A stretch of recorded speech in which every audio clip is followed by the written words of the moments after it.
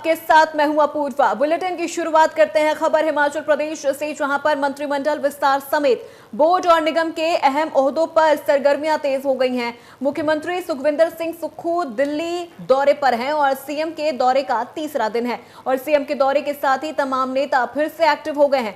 दरअसल मंत्रिमंडल में अभी भी 3 पद खाली हैं। इन पदों के बजट सत्र के दौरान भरे जाने की संभावना जताई जा रही है, लेकिन सभी पदों को भरने को लेकर राज्य सरकार को दिल्ली से अनुमति लेने की जरूरत है और इन दिनों मुख्यमंत्री सुखविंदर सिंह सुक्खू दिल्ली में है। यही वजह है कि कांग्रेस में राजनीतिक हलचल एक बार फिर तेज हो गई है। उधर निगम और बोर्ड के खाली पदों पर भी तैनाती होनी है।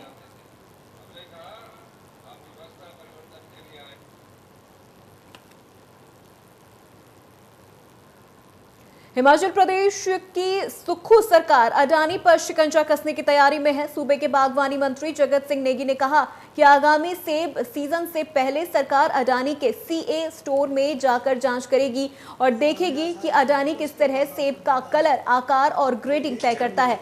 बागवानी मंत्री जगत सिंह नेगी ने कहा कि कांग्रेस की गारंटी को लेकर दिए गए उनके बयान को तोड़ मरोड़ कर पेश किया गया है। उन्होंने कहा कि सरकार बागवानों को उचित मूल्य दिलाने का प्रयास करेगी। प्रदेश सरकार चरणबद्ध ढंग से सभी गारंटी पूरी करेगी। मंत्री ने कहा कि गारंटी पूरी करने के लिए होमवर्क शुरू कर दिया गया है। जगत नेगी ने कहा कि कांग्रेस ने अपने चुनावी घोषणा पत्र में बागवानी आयोग के गठन की बात की है। इसका गठन भी जल्द किया जाएगा। इसे लेकर स्टेक होल्डर से बात चल रही है, सबकी राय ली जा रही है। सबकी राय लेने के बाद सरकार इसे लेकर निर्णय लेगी। उन्होंने आगे कहा कि सरकार यूनिवर्सल कॉटन को लेकर भी विचार कर रही है। इसे लेकर भी बागवानों की राय ली जाएगी। अभी ऐसा है कि विपक्ष के पास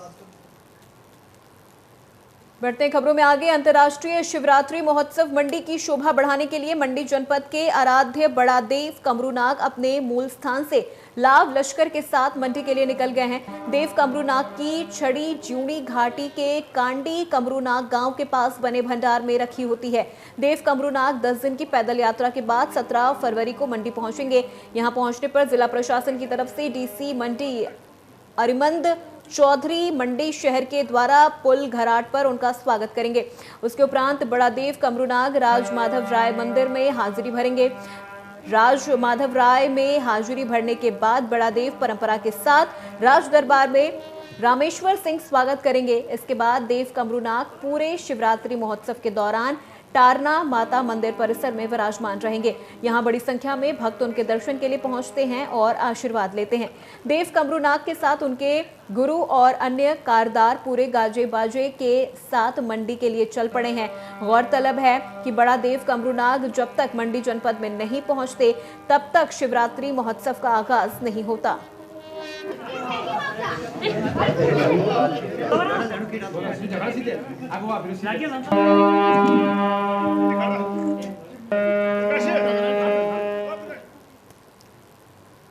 बढ़ते खबरों में आगे, महिला एवं बाल विकास विभाग द्वारा चलाई जा रही वो दिन योजना के तहत राजकीय उच्च पाठशाला कैंट में एक जागरूकता कार्यक्रम का आयोजन किया गया, जिसमें विभागीय अधिकारियों और कर्मचारियों द्वारा स्कूली छात्राओं को योजना से जुड़ी जानकारियां दी गई।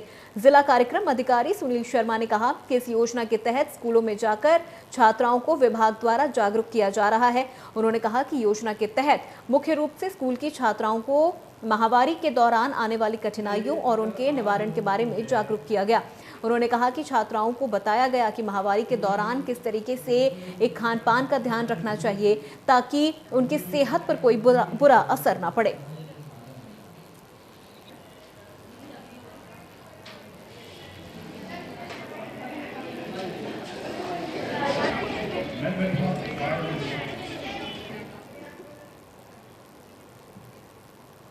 अगर आप लोग जो है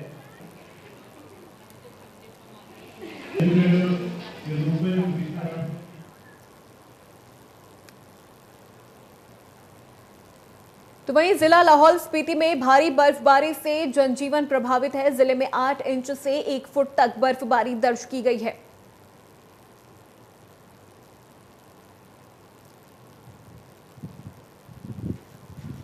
तो आपको बता दें आम जनजीवन भारी बर्फबारी से प्रभावित हो रहा है।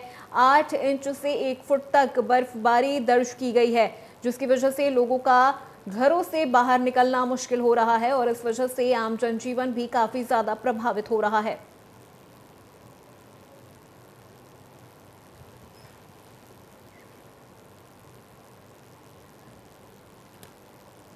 राजकीय वरिष्ठ माध्यमिक पाठशाला खेड़ा नानोवाल में वार्षिक पारितोषिक वितरण समारोह का आयोजन किया गया। इस कार्यक्रम में कंगारू कंपनी के उपाध्यक्ष M.A. खान पुरी ने मुख्य अतिथि के तौर पर शिरकत की। स्कूल के प्रधानाचार्य ने मुख्य अतिथि का स्वागत किया। स्कूल के तकरीबन 108 छात्र छात्राओं ने रंगारंग सांस्कृतिक कार्यक्रम प्रस्तुत किए। उसके बाद मुख्य अतिथि M.A. खानपुरी और खेड़ा के प्रधान तृप्ति देवी ने स्कूल के मेधावी छात्र छात्राओं को पुरस्कार देकर सम्मानित किया।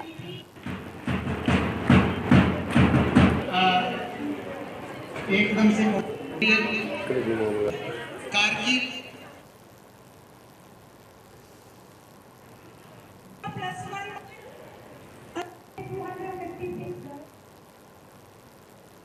चलिए बढ़ते खबरों में आगे। आपको बता दें अडानी विवाद पर सीएम सुक्खू ने बयान दिया। उन्होंने कहा प्रदेश में अडानी की 2 सीमेंट फैक्ट्रियां हैं। ट्रक ऑपरेटरों के साथ चल रहा विवाद भी जल्द खत्म होगा। कोई छापेमारी का कोई हमारा विचार नहीं है, ये रूटीन है और रूटीन में चलता रहता है। अडानी जी की 2 सीमेंट फैक्ट्रियां हिमाचल प्रदेश में, उनको और ट्रक ऑपरेटर्स के बीच में विवाद भी चल रहा है और मुझे लगता है कि आने वाले समय में अडानी ग्रुप और ट्रक ऑपरेटर्स इस विवाद को सुलझाएं। श्रीलंका वाले बयान पे भी राजनीति मैं हिमाचल प्रदेश की अर्थव्यवस्था की बात की है कि उसको ठीक करने में 4 साल लगे। चलिए बढ़ते खबरों में आगे। ऊना के अंब में लगी भयंकर आग, जिसमें 4 बच्चों की जिंदा जलकर मौत हो गई है। एक ही परिवार के बताए जा रहे हैं सभी बच्चे। झुग्गियां भी जलकर राख हो गई हैं। पुलिस इस पूरे मामले की जांच कर रही है।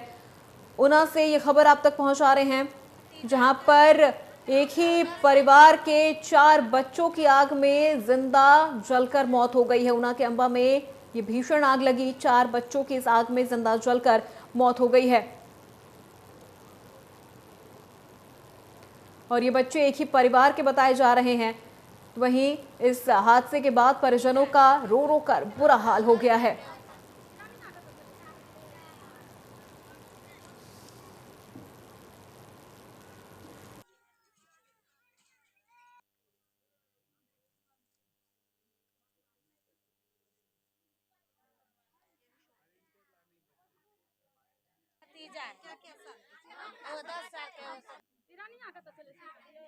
ऊना के अंब से ये बड़ी खबर, जहां पर एक ही परिवार के 4 बच्चों की जलकर मौत हो गई है। झुग्गियां भी जलकर राख हो गई हैं। ये तस्वीरें भी आप तक पहुंचा रहे हैं। ऊना के अंब में भयंकर आग लगी, जहां पर इस हादसे में 4 बच्चों की जिंदा जलकर मौत हो गई है।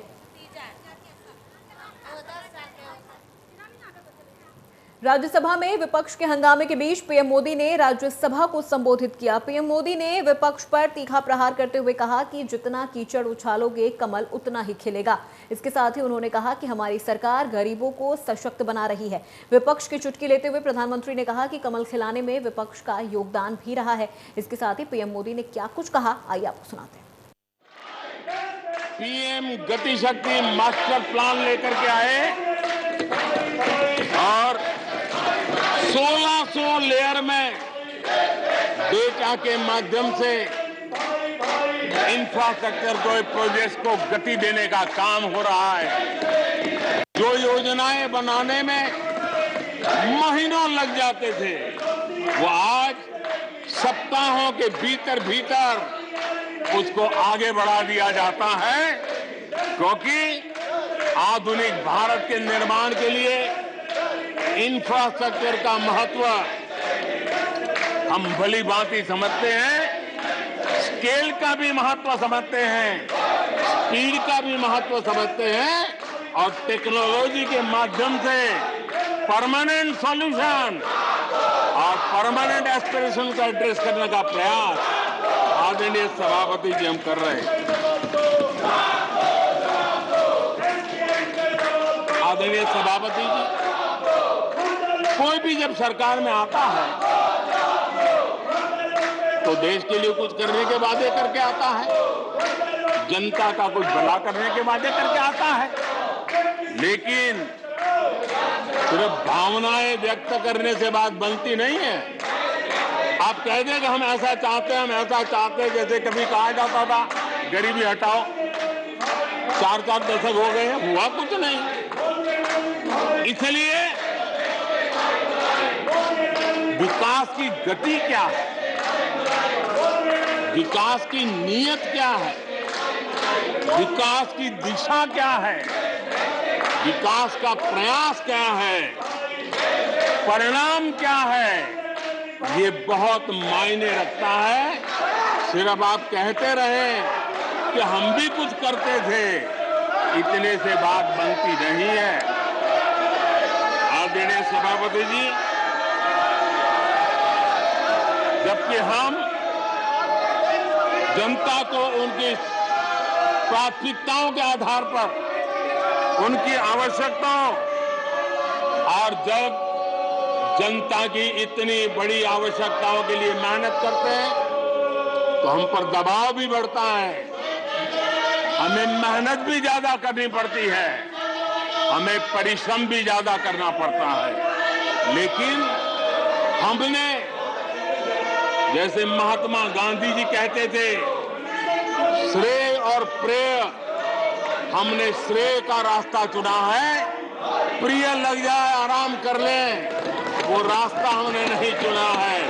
मेहनत करनी पड़ेगी तो करेंगे, दिन रात खपाना पड़ेगा तो खपाएंगे, लेकिन जनता जनार्दन के एस्पिरेशन को चोट नहीं पहुंचने देंगे और उसके एस्पिरेशन सिद्धियों में परिवर्तित हो जाए और देश विकास की यात्रा को पार करे, इसके लिए हम काम करते रहेंगे।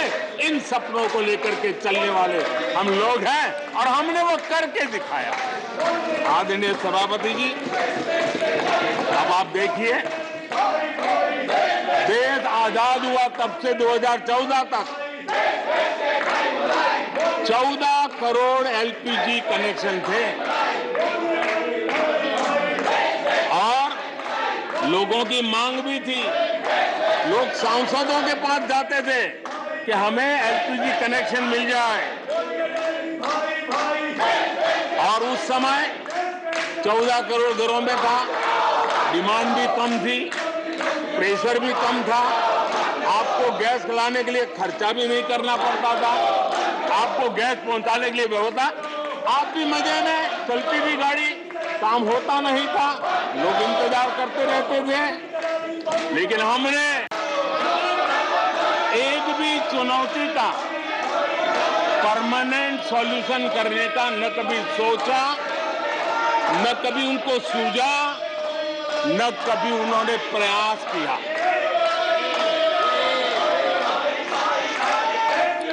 वे बहुत हो हल्ला हो जाता था तो चीजों को छू लेते थे, टोकनिज्म कर लेते थे और फिर आगे चले जाते थे। समस्याओं का समाधान करना ये उनका दायित्व था। देश की जनता समस्याओं से जूझ रही थी, देश की जनता देख रही थी कि समस्या का समाधान कितना बड़ा लाभ कर सकता है, लेकिन उनकी प्रायोरिटीज अलग थी, उनके इरादे अलग थे और उसके कारण किसी भी बात का परमानेंट सॉल्यूशन का प्रयास नहीं किया। आदरणीय सभापति जी, हमारी सरकार की पहचान जो बनी है वो हमारे पुरुषार्थ के कारण बनी है। एक के बाद उठाए गए कदमों के कारण बनी हुई, और आज हम परमानेंट सॉल्यूशन की दिशा में आगे बढ़ते रहे हैं। हम एक एक विषय को छू करके भागने वाले लोग नहीं, लेकिन देश की मूलभूत आवश्यकताओं को परमानेंट सॉल्यूशन पर बल देते हुए हम आगे बढ़ रहे हैं। चलिए बढ़ते हैं खबरों में आगे। सांसद कार्तिक शर्मा ने निजी अस्पतालों द्वारा मरीजों के इलाज का मामला राज्यसभा में उठाया। उन्होंने पूछा कि निजी अस्पतालों की लूट के खिलाफ सरकार ने क्या कदम उठाए हैं। India guarantees a fundamental from the arbitrariness of private hospitals. Indian Constitution guarantees fundamental rights to each and every citizen of India. Article 21 of the Constitution of India guarantees a fundamental right to life and personal liberty. The Constitution of India does not expressly recognize the right to health as a fundamental right under Part 3 of the Constitution. However, through judicial interpretation, this has been read into the fundamental rights to life and personal liberty, Article 21, and is now considered an inseparable part of the right to life. The right to health is inherent to life with dignity. Article 39E, 41 and 43 of Directive Principles of State Policy put the obligation on the state in order to ensure the effective realization of the right to health. Despite constitutional provisions of the right to health care, private hospitals deal with the citizens in an arbitrary manner and violate their basic rights. If the patient's family is unable to bear the hospital expenses, it has been noticed in most of the cases that until a patient or his or her relatives end up paying the bill, the patient is not discharged and held in the hospital even if they are unable to do so. For instance, in November 2020, a woman patient after her delivery was held by a private hospital at Kushinagar in Uttar Pradesh for not paying the hospital bills. The patient's family had to approach the police administration in order to get the women free from the hospital. In August 2019, another patient was held by the Apollo Spectra Hospital of Delhi for non-payment of bills post-surgery. Not only this, there have also been many cases of seizing dead bodies. Such an incident reported last year from the Shahdol district of Madhya Pradesh, where the doctors of the Devanta hospital took the dead body under their charge, and just because the relatives of the deceased could not pay the hospital bills in time. Similar cases are also being registered from other parts of the country, where the patients are met with inhumane conditions. Certain cases have been brought to light where patients have been tied to the bed by the hospital administration for non-payment of bills, and doctors ignored the patient's health by showing negligence in their treatment. In this regard, the Devesh Singh Chauhan versus State in the other cases, Delhi High Court in 2016 held that no hospital can hold a patient under any circumstances, even if it is a case of non-payment of bills.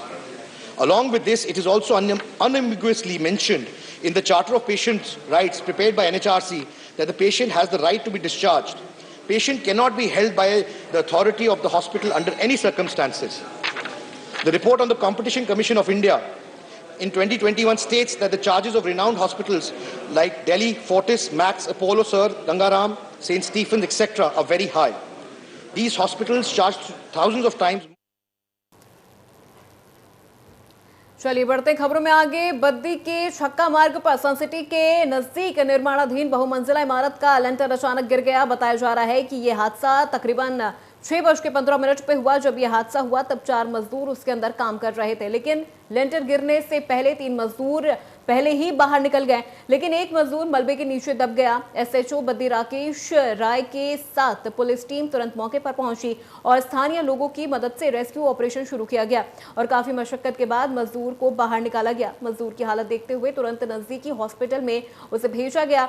Baddi SP Mohit Chawla के अनुसार हादसा तकरीबन शाम 6:15 का है, जब एक निर्माणाधीन इमारत का लेंटर गिर गया जिसमें 4 मजदूर काम कर रहे थे, लेकिन लेंटर गिरने से पहले ही 3 मजदूर बाहर भाग गए और एक मजदूर मलबे में दब गया। मोहित चावला ने बताया कि मजदूर को निकाल लिया गया है, जिसकी हालत अभी भी नाजुक है। उन्हें अस्पताल में भर्ती करवा दिया गया है और सर्च ऑपरेशन जारी है।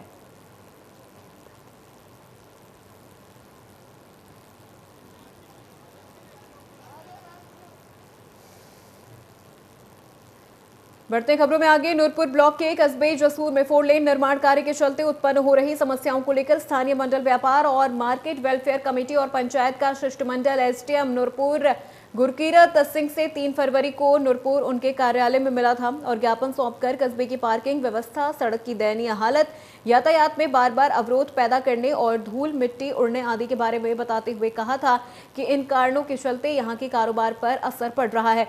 गुरकीरत सिंह ने संबंधित निर्माण कंपनी के कर्मचारियों से जसूर में आकर बात की और उन्हें निर्देश किया गया कि जिन पिलरों का निर्माण कार्य पूरा हो चुका है उसके आसपास के जगह को समतल करके वहां पर पार्किंग की व्यवस्था की जाए, ताकि बाहर से आने वाले खरीदारों के लिए वाहन की पार्किंग की जो व्यवस्था है वो सुचारू हो सके।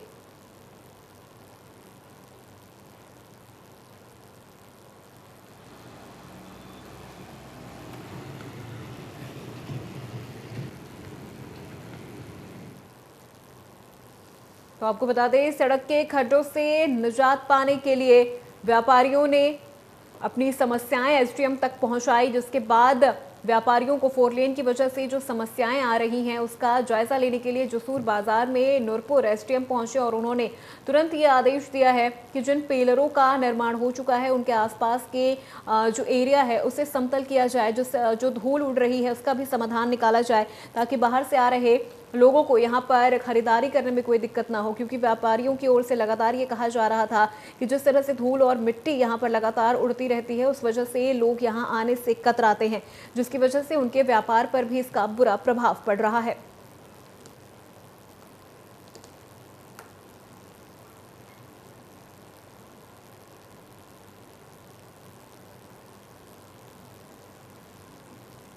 बढ़ते खबरों में आगे, पंजाब के गुरदासपुर में बीएसएफ आदिया पोस्ट पर फिर एक पाकिस्तानी ड्रोन देखा गया जो 20 सेकंड के लिए भारतीय सीमा पर मंडराता रहा। बीएसएफ जवानों ने ड्रोन पर 28 राउंड फायरिंग भी की और एक इलू बम भी दागा गया। बीएसएफ और पंजाब पुलिस द्वारा सर्च ऑपरेशन चलाया जा रहा है।